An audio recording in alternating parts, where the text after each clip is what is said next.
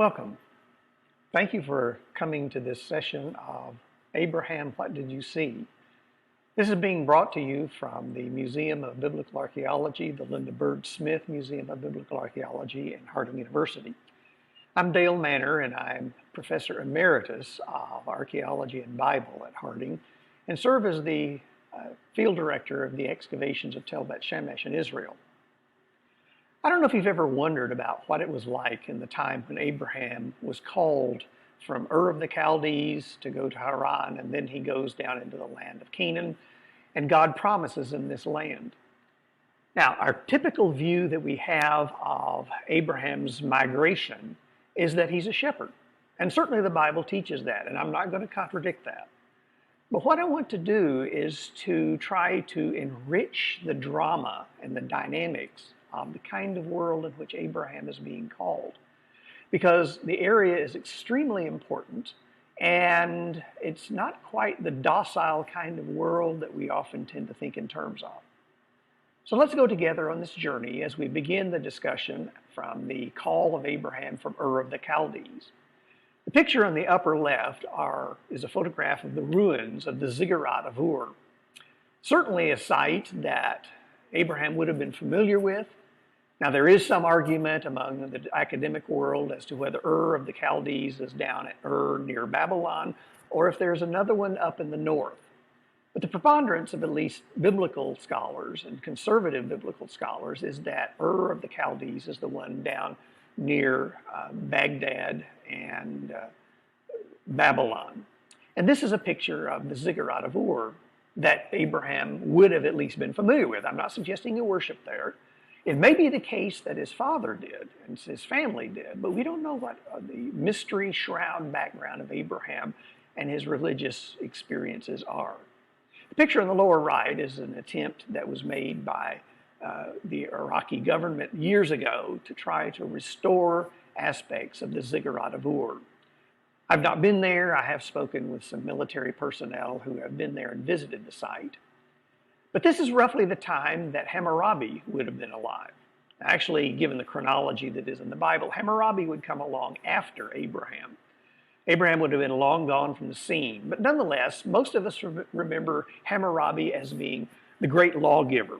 You may have learned in school that this is the first codified law that we have in existence. Some will even argue that some of the laws of Moses are derived from this. I don't agree with that necessarily, but nonetheless, this is the argument that at least many secularists make. But in reality, it's not the first law code. The earliest that we have record of goes back to around 2100 BC. And of course, given enough time and excavation, we likely will find another law code that is earlier than that. We can say that at least at this point in time, this is the largest and most extensive law code that is available to us. But in the portrayal, right at the top of the statue, the monolith that is the law code of Hammurabi, there's this portrayal that has the picture of two individuals on it. The one on the right is Shamash, the god of justice. The one on the left is a portrayal of Hammurabi receiving the law from the gods. And the idea is, of course, to give the impression that law is something that is of divine origin, that has a sacred element about it. And certainly, as we look in the pages of the Bible, that establishment of law is something that God put into play. So the portrayal here is something, a world in which Abraham would have been familiar. Now, how well everybody follows those laws is open to another discussion and debate. But God's going to call Abram to leave Ur of the Chaldees, and I would place Ur down near the southern end of the Mesopotamian and Two Rivers Delta. And he's going to go to Haran. And he goes there with his family, and finally, after about 5 years there, God comes to him again and says, "Leave your country and your kindred and your father's house and go to the land that I will show you. And I will make of you a great nation, and I will make your name great. And he that blesses you, I will bless. He that curses you, I will curse." So Abram obeys the will of the Lord, 75 years of age, and he leaves the world with which he's familiar, and he goes to the land of Canaan. First place that the Bible describes him stopping is at the site of Shechem. And the Bible describes that there he builds an altar and he offers a sacrifice to the Lord who has called him to this location. Now, what I want to basically do from this point is to look at what kind of world was it into which Abraham has been called. Again, as we read the Genesis narrative, we see that Abraham is a shepherd. And of course, being a shepherd, he would be wandering around out in the wilds. But there's a tendency for many of us to think that this is a very docile world, free of anxiety and conflict, although we certainly will recognize in Genesis chapter 14, there is an invasion from the north that takes Lot into captivity. You have some other conflict that is delineated, but to a large extent, Abram is a shepherd living away from the other peoples. I want us to look at that world because as we begin to understand and appreciate the world into which Abraham is called, I think we can even accentuate more greatly the faith that he exhibited to leave and go there. Now, this is a photograph of a shepherd scene that I took a few years ago. I was visiting in February and March. These are some sheep down near Beersheba, between Beersheba and Hebron. And of course, this is the domain within which generally we find Abraham wandering around, his herds grazing and so forth. And this is a scene that would be very typical of that associated with Abram as he's wandering around. I'm occasionally going to be pointing out some highlights here. Over here on the left-hand side is the shepherd that you can see in the portrayal. Otherwise, the sheep and goats are scattered around and grazing. This is in March, very first part of March, and you'll notice the hue of green, and I'm sure that the sheep and goats are enjoying the greenery that is there, just as Abraham would. Another picture that is interesting and almost iconic is this one not too far from Beersheba, although in the book of Genesis, the Bible describes Abraham as being at his home in Mamre up near Hebron. But imagine Abraham parked here, having a tent underneath the shade of this tree in the heat of the day, and he lifts his eyes and he sees these three people coming toward him. And of course, this is the scene where he's essentially somewhat in isolation from the bulk of the population. And the Lord talks to him and points out that he's going to have a child. And also then he's going to talk in terms of the destruction of Sodom and Gomorrah. But this is a scene that might be similar to what Abram would have experienced as he sets up his tent. Now, here's a photograph of some Bedouin tents. These are still rather common, particularly in the southern part of the land of modern Israel. The Bedouin like living in this kind of terrain, like living in tents. That's not to say all of them do. Probably many of them would like to live in a more permanent structure, but many of them, this is their way of life, and they want to have the freedom to take up the stakes and move to another location, taking their flocks and sheep and goats and cattle and all with them. Similar, again, to what is described of Abraham as he wanders around from place to place. The photograph here is taken about 10 miles north, not even quite that, 10 miles north of Beersheba. And this would be an area where Abram would have brought, I'm sure, his sheep and his goats to graze. But there's an episode that describes the capture of his nephew Lot after they've separated and gone their different directions. Lot goes down toward the Dead Sea, and there is this invasion by kings from Mesopotamia who come down and capture the kings of Sodom and various towns associated with the southern end of the Dead Sea. And among them, of course, they take Lot into captivity. Word gets to Abram, and he is going to go then and rescue his nephew Lot.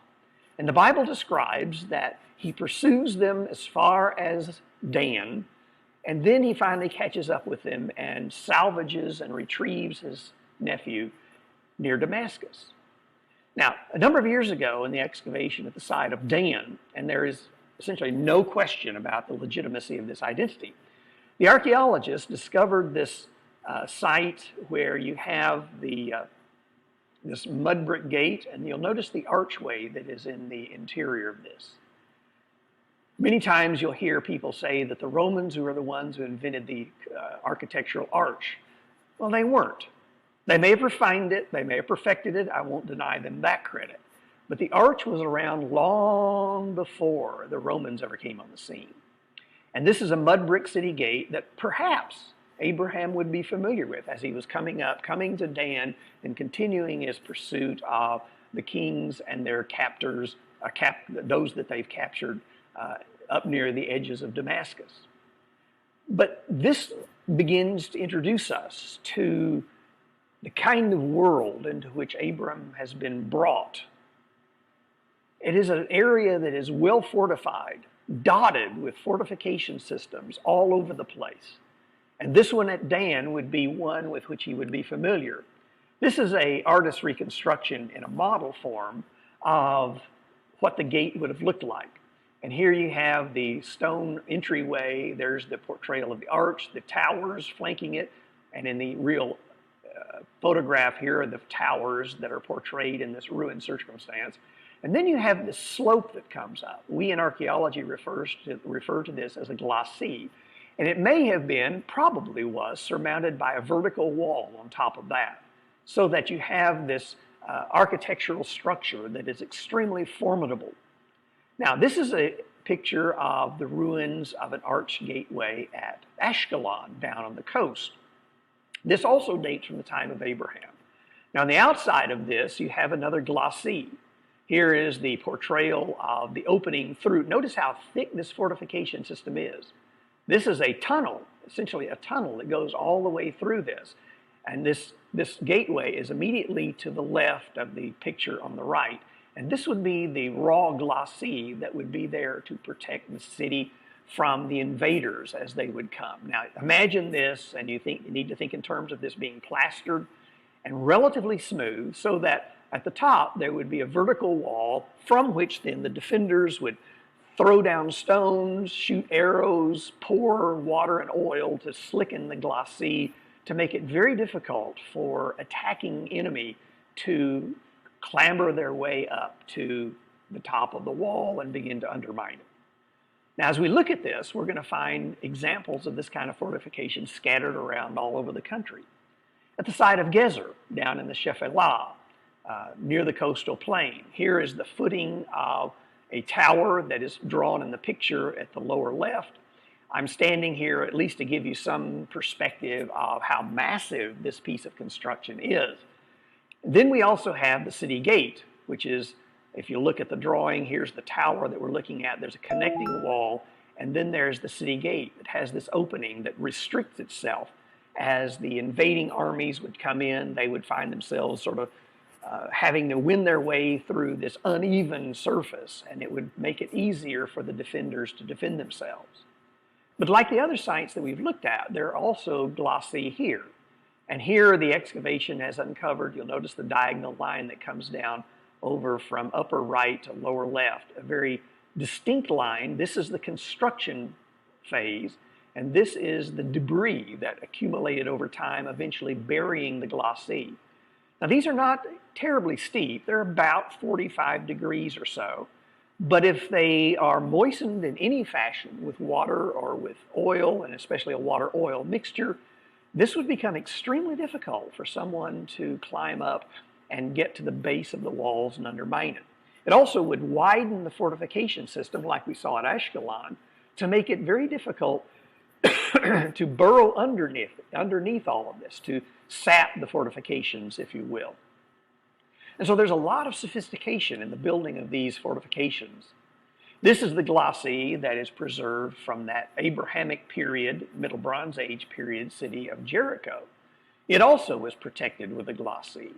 Now, this is an aerial view of the Middle Bronze Age gate that we excavated at the site of Bet Shemesh. The outside of the town is here. This one is a little different in that there is not a glacis associated with it, but this is the opening where one would come in and make his or her passage through between it's about a 12-foot wide separation between these two piers. And between this pier and this pier, this pile of stones is a later construction.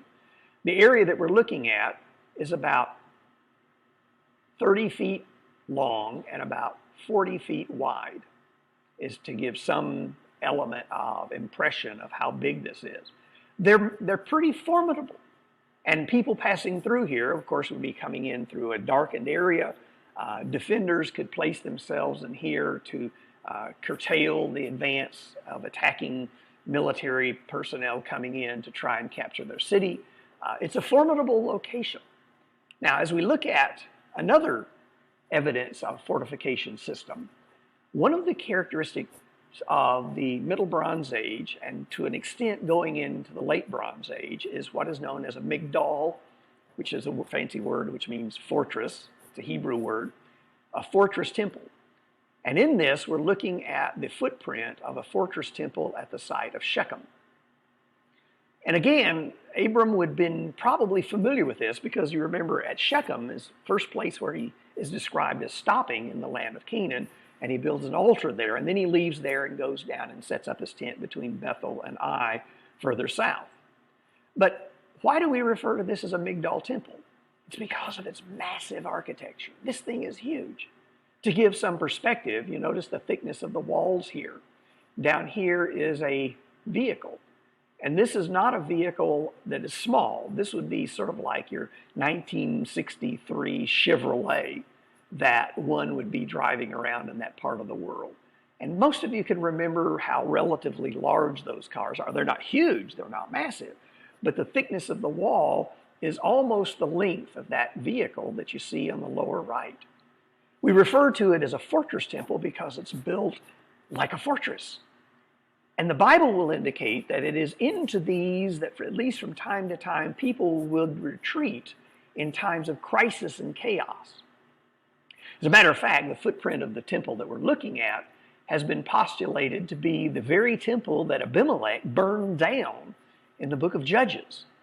But it's built on the footprint of earlier examples of the similar kind of fortress temples that is characteristic of the period. These are some drawings of the fortress temples at Megiddo. This is the one from the Middle Bronze Age, from the time of Abraham. It eventually was destroyed, and this one was built on top of the one to its left.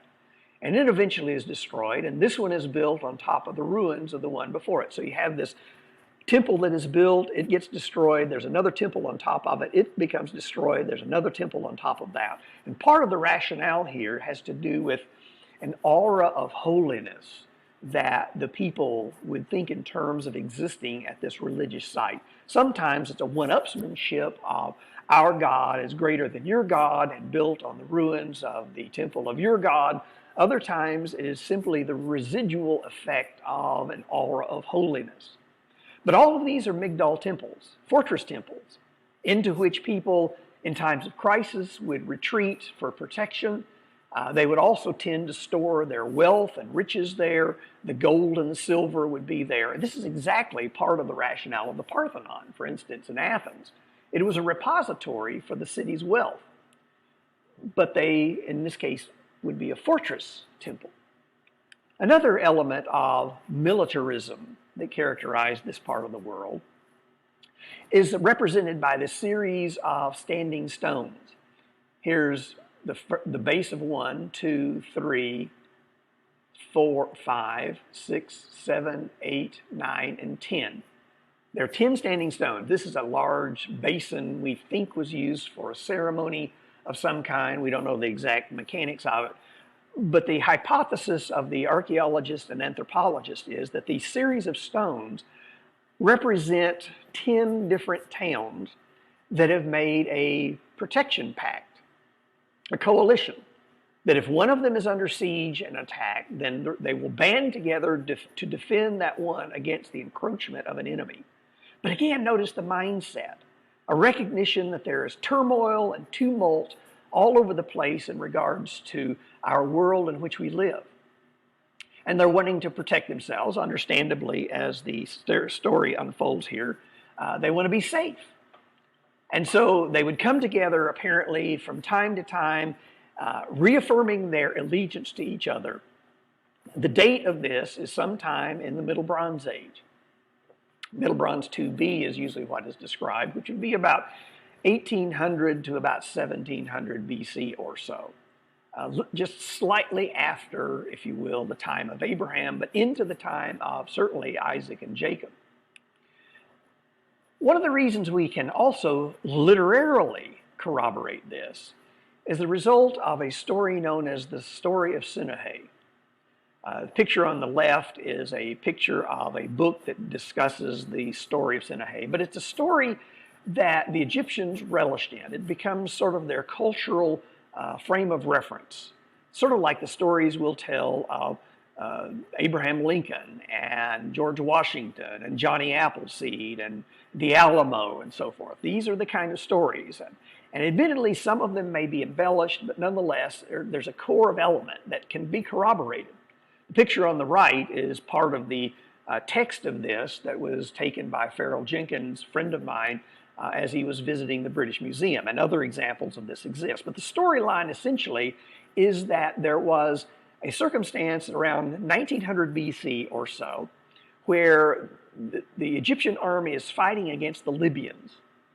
And while they are away, there is a coup that has occurred within the royal court of Egypt, and the king has been killed, and a new king has been anointed to take his place. The ruler, Sennacherib, who is leading the army against the Libyans, becomes fearful of his life, fearing this change in the government, and he runs away to the land of Canaan. And interestingly, in the story, it will describe the character of the land of Canaan, and to a large extent, it dovetails extremely well with what the Bible describes. It's a land that is replete with resources, honey, wealth, timber, and so forth and so on. It's a place that people can raise cattle and sheep and goats, but it's also a militaristic world. And Sennacherib becomes known by a local ruler, sort of a sheikh, if you will, who employs him to train the men in his tribe in military arts to protect themselves against encroachment on those around them. But listen to the drama of this. Now, eventually what happens is Sennacherib begins to get old and longs for home, and he eventually returns home, and he is welcomed with open arms and received gladly, and sort of a story of a wandering child, a prodigal who has come home. And so it becomes part of the dynamic of the Egyptian world. But in the story, the land of Canaan is portrayed as this militaristic world that is a source of conflict and turmoil. And it dovetails rather nicely with what otherwise we're looking at. Now, about the same time period, there is a portrayal in what is known as the Beni Hassan tomb, hence Beni Hassan, Egypt. And in this portrayal, this, by the way, originally was one line. So this is the front of the painting, and while this is not the back of the painting, the next scene would actually be the donkey immediately behind the individuals in the portrayal. Now, obviously, these are Egyptians. I think you can fairly readily recognize that. The inscription at the top, which is written in hieroglyphics, of course, talks about a person by the name of Abshai, who is coming, and there are 37 people with him. This is the tally of the number of people who are accompanying him. And they're described as coming into the land of Canaan to sell coal, K-O-H-L. Has nothing to do with the department store. But coal is that black eyeliner paint that is used to subdue the glare of the sands. It also is used to help keep flies away from the eyes, and hence minimize the infection of flies around the face and so forth. But we also know that they are metal workers. And down here, this is a bellows that they're carrying. And here's another bellows. They're metal workers who are hiring themselves out, apparently, to refine copper, perhaps make bronze. And then they move from place to place, selling their coal and renting themselves out to work with metals and so forth. But one other thing, notice the armaments that they're carrying. Over here, this guy has a bow. This individual has a throwing stick, another throwing stick. Here's a spear and another spear. Here's a little boy carrying his spear. And then there's a spear on this donkey. There is a bow here with a quiver of arrows and so forth. This individual has slung over his back a water skin, a goat skin that is turned into a large canteen. And this weapon in particular, we're going to come back to, but this is a duck-billed axe. Now, the militarism of this, it's interesting that the Egyptians see these Canaanites, and these are Canaanites, by the way, that are coming down into the land of Egypt. And it dovetails very well with the sort of open border that characterized the flow of population from Canaan into Egypt. Remember, when Abram is called to go to the land of Canaan, in chapter 12, one of the first things that happens is there's a famine in the land of Canaan, and rather than going back to Haran, he goes down to the land of Egypt. Gets himself in trouble with Sarah because he presents her as his sister and almost ends up messing up the plan, but nonetheless, most of you know the story.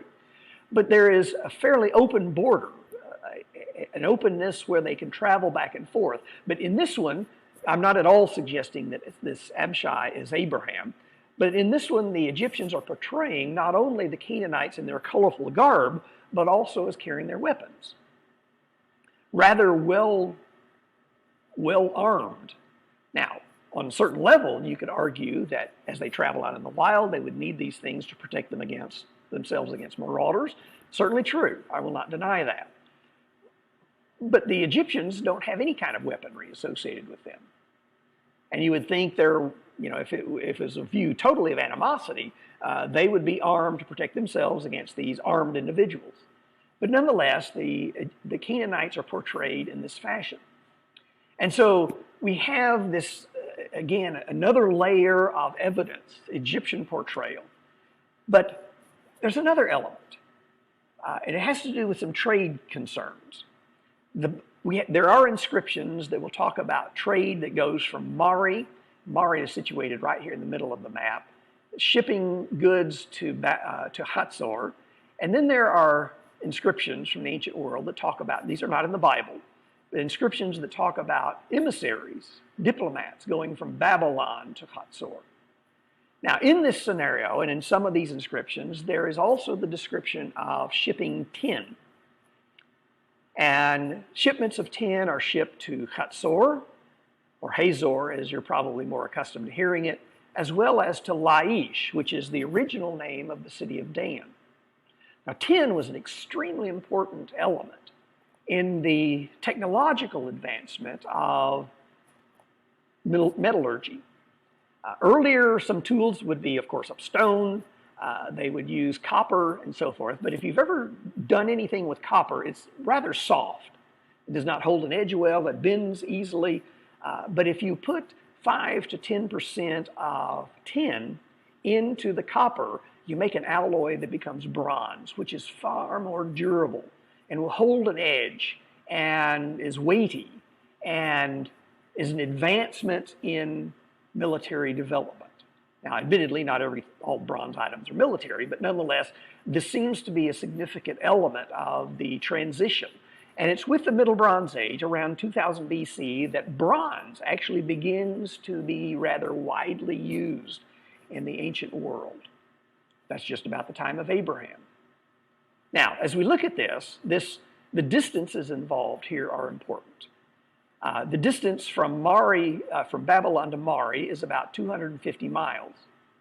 The distance from Mari to Hatzor, if you follow this route, is about 300 miles.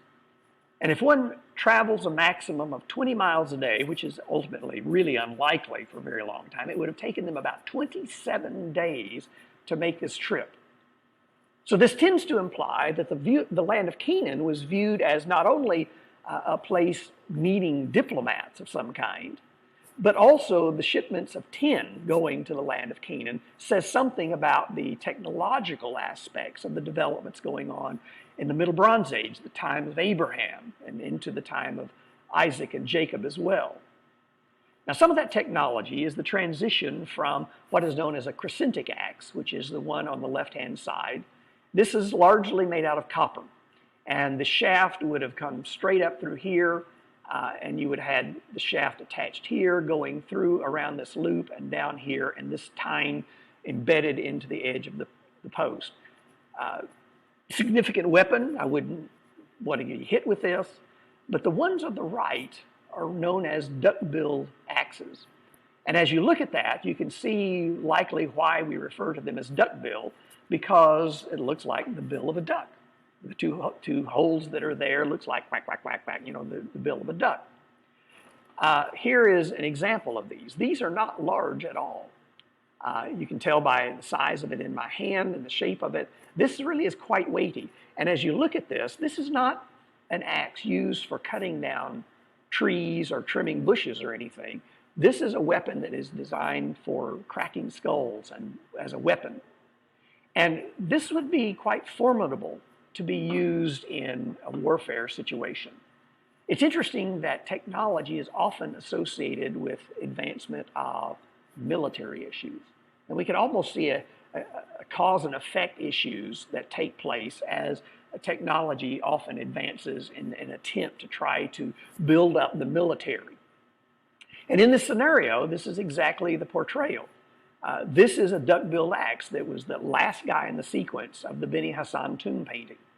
Now, most of the paintings that you see are reconstructions, and they don't tend generally to show the eyes of the duck-billed axe on that last item. But the descriptions that I have read and the pictures of the actual scene in the Beni Hassan tomb, those portrayals are actually on the painting. And this puts us within that framework that characterizes the time roughly when Abraham is beginning to arrive. But this technology, the complexity of making a duck-billed axe is significant. To make a mold for this, you're going to have to make a wax mold, and it's very complex. And then you would pour the bronze in, and it would melt the wax out, and then you would have your core, and the handle would go through here. You would strap it on, probably with leather tongs, through the eyelets, holding it then in place. But this is extremely complex and very difficult. But the technology is going to yield to another kind of axe known as a chisel axe. And here is a mold of one of these from the site of Shechem.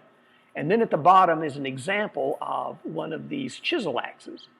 They're only about this long, about 5 inches or so long, and they're about 1 inch to 1.5 inches high. But the cutting edge is the one that is the critical point. This would be the weapon end. The shaft of the axe would go through the back here, and it would be wrapped around and held in place with leather tongs holding it to the handle. Again, this would be deadly, especially if someone is hit on the body cavity or on the head. This would dispatch an individual quite efficiently. And these are quite common within the framework of the time of Abraham. Now, to put some of this in perspective, we have to think in terms of the geography. The dots that I have here are some, and I want to emphasize some of the sites that have been identified with Middle Bronze Age massive fortifications, such as Hatzor and Ashkelon and Megiddo and Tel Bet Shemesh and Gezer that we've looked at. But the distance from Dan, which is represented by this spot on the far northern end, down to Beersheba, which is down here, as a crow flies, is only about 150 miles. Now, putting back in perspective what's going on here. Abraham is summoned to come down into this part of the world. And as he's wandering around, he certainly is, as a shepherd, wandering around here out in the areas away from the population areas. But as he travels around, he certainly is familiar with the fortification systems. He certainly is familiar with the developments of technology and the advancements in weaponry and so forth. He certainly is going to encounter some who are opposed to him. And in anticipation of that, he's going to prepare himself against the prospect of marauding. Now, again, the Egyptians are going to give us some insight into the lack of stability, or at least their perception of the lack of stability in the land of Canaan. And these are in the form of what are known as execration texts. This is a picture of an execration text taken in the museum at the Eretz Israel Museum in Tel Aviv. And this is in the form of a doll, a clay form, and it has inscriptions written on it. You know, cursed be the king of Akshaf, and cursed be the king of Megiddo, and the cursed be the king of Shimron, and so forth. And they would have these curses written out, and then they would break the idol in order to energize the curse. Here's another example of one of these. This is a picture out of the Ancient Near Eastern Pictures by James B. Pritchard.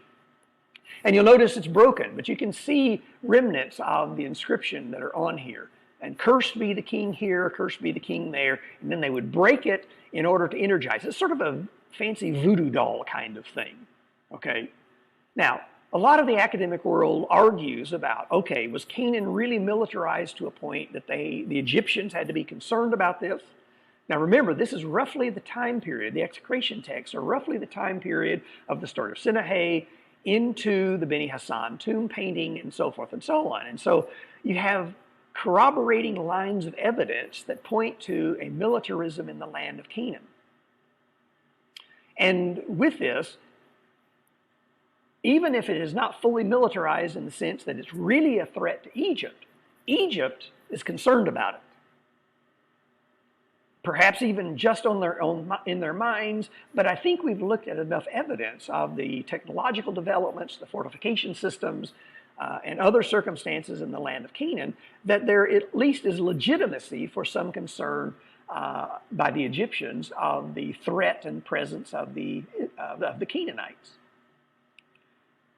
Now this is a frame out of the movie Lawrence of Arabia, which some of you, particularly who are older, probably have watched. I highly recommend the movie. It won, I think, 7 Academy Awards when it came out in the early 1960s. It's a very, very long movie, but it's based upon the life of T.E. Lawrence, who was an Assyriologist, studied the Mesopotamian world and the Egyptian world, and he was an archaeologist who then became employed by the English government to try to work with the tribes. But in this picture, you have this portrayal when they're going off to battle. This is a tribe of people, of Arabs with whom Lawrence is associated. But as you look at this, it's easy to imagine whether he has a lot of camels or not, I don't know. The Bible does tend to imply this, and there's a big debate that goes on in the academic world as to whether Abraham could have had camels or not. I'm going to leave that discussion alone. I'm personally inclined to think that he could have, but that's not the point of this discussion. But look at the passage at the top in Genesis 14. Whenever Lot has been captured, along with others, by the Mesopotamian kings, when Abram heard that his kinsman, Lot, had been taken captive, he led forth his trained men, born in his house, 318 of them, and went in pursuit as far as Dan. Now this brings us back to that first arched mud brick gate that we looked at. But this is before Abram has any children. Sarah has not borne any children. Hagar has not had any children at this point. And yet there are 318 people born in this extended clan family, people who have, for whatever reason, become associated with Abram in his migration from Ur to Haran, eventually to the land of Canaan. 318 men born in his household who have facility with military armaments. Now my question is, why? Why does Abraham have at his disposal, and why did he go to the trouble to train all of these people in the military arts? Well, it sounds sort of like the story of Sinai. Now I'm not suggesting the Bible is based on the story of Sinai or vice versa. What I am suggesting is that we have two independent sources that are converging, as far as literary sources are concerned, to imply that the land of Canaan was volatile. And I think that's a significant point. That is the world into which Abraham has been summoned by God. Go to the land that I will show you, and I will, implying I will give this land to you and to your descendants, and I will make of you a great nation. Now, when we think in terms of Abraham's life, we only have him buying one parcel of ground. Now, he owns some wells that he has dug over in the Shephelah coastal plain area. But when the time comes that he has to bury Sarah, who has passed away, he goes to the cave, to the area of Hebron, and he negotiates a cave purchase there. And this is a portrayal of a wealthy person's tomb from roughly the time of Abraham. I'm not going to argue that Abraham and the family were buried like this necessarily, but it is a typical kind of tomb associated with the elites of the Middle Bronze Age period. What we have here, this by the way is a reconstruction of a tomb from Jericho that is established and everything is put in its same kind of place at the Rockefeller Museum in Jerusalem. And you can see this today. It's a fascinating display. But there's a stone bed here in the middle, and there is the deceased that lies on the stone bed. So the portrayal would be, there would be the deceased there.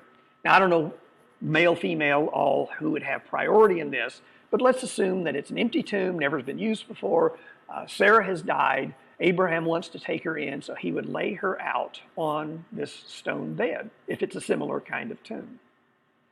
She's left there. Eventually, this is going to be a tomb that is the repository of the bones of Abraham and Sarah, Isaac and Rebekah, Leah and Jacob, and perhaps others. We don't know how many others.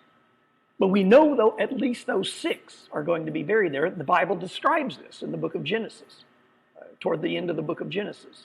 Jacob calls the children together and says, when I die, take my bones and bury them in the cave of Machpelah, where Abraham and Sarah are, where Isaac and Rebekah are, and where I buried Leah. And he wants to be buried there. And of course, when Jacob dies, there is the entourage that takes him up and buries him within the tomb. But over time, what's going to happen in this family tomb is somebody else is going to pass away. So they would take these bones and they would push them off to the perimeter. And if you look carefully, you can see the skulls of other individuals over here on the left-hand side. Now, there are grave goods. Here's a large storage pot.